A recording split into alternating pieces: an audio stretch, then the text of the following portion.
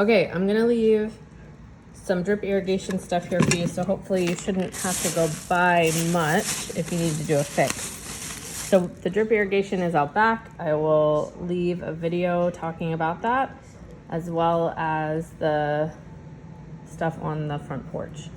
But this here is the emitter tube. So this would go directly from the larger brown tube, via these various components, things like this, might even get into it, and then to the plant. Okay, we also have, so these are like little sprayers. This thing here, you twist the top part of it to get it to go more, less, and change the direction. This here is what you would put the end of this emitter tube into. If I can find an end. So you put that end to this. Pretty self-explanatory. You got to keep your eye on these, because these little toppy things, right, you can see I'm screwing it off, they sometimes can pop off, and so the water will just spray right out of the top. So that's one of the things to keep an eye out for. I try to check the system like every week or every couple weeks and just see like anything crazy is spraying somewhere, and then do a quick fix. Same with these. These are the same thing, except you would plug this directly either into the end of this hose, or you can even puncture the larger brown hose, or maybe it's a black hose out there, but the larger hose, you can puncture it and put this directly into it. So this would just kind of sit on top of the hose, and then you can adjust the sprayer. But these come off even easier, so you just have to be careful how much you adjust it. And these are the ones most likely culprits. If you're seeing water spraying, it's probably that one of these tops came off.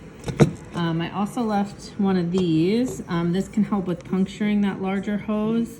So you just put it over top of the hose and just punch it in, and it'll leave a hole, and then you would just put this thing or something like it into that hole. A lot easier than trying to puncture it with this. There also are other tools on here, various things that you might use. I left a little pamphlet here, so in case that's helpful. Other things, so this goes on that larger hose. If for some reason you want to add or change something on the irrigation, there are some elbows and some other like valve sort of things in here. These ones are unique, that you just push it on the hose and it grips. So you just want to make sure it goes in far enough. There's also some other little emitters. These would just kind of drip into a plant. This would be the end you would put into the hose. And then this is the end where it would drip out onto the plant. Let's see what else we got in here. I think it puts, yeah, the colors on these indicate a different amount of gallons per hour. I think this might be a ½ gallon per hour, but you can kind of adjust how much a plant is getting. More important on something that you know the specific care needs of. I haven't gotten that specific typically. More of those.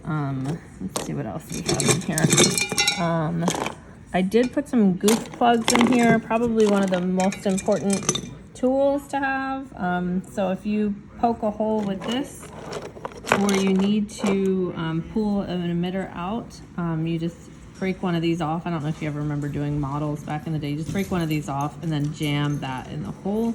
It does have a little rib on the end, so it should catch on the tube. There's also, if you need to string together 2 pieces of this, or tee something off, like you want to go into a couple different plants, you can use this in the smaller emitter tube. Let's see. I will see what else we have in here, but there is a section in Lowe's and in Home Depot that have all of this paraphernalia in there. You can get all sorts of little doodads if you want to get fancy on something, but I try to keep it simple where I can. But yeah, I will pull some more things out of this chaos bag and leave them for you in this container, so you'll have it.